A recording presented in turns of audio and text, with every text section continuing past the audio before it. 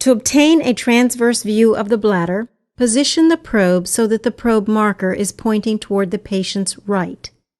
The urinary bladder is a pelvic organ, so the transducer must be positioned just superior to the pubic symphysis and aimed into the pelvic cavity. In the transverse view, scan the bladder from the proximal to distal end. Obtain a mid-transverse image where the width of the bladder appears to be at a maximum. The bladder wall should be smooth with no mass protruding into the lumen of the bladder. Measure and document the transverse dimension. Activate color Doppler mode or power Doppler mode and use the trackball to move the color box to the region of the ureterovesical junctions.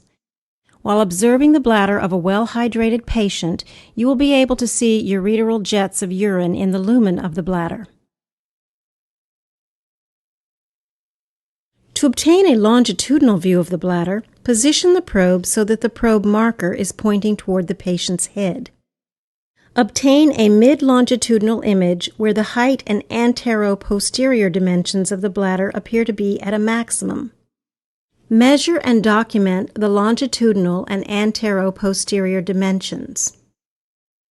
The volume of urine can be calculated by multiplying the 3 dimensions of the urinary bladder with a correction factor of 0.52.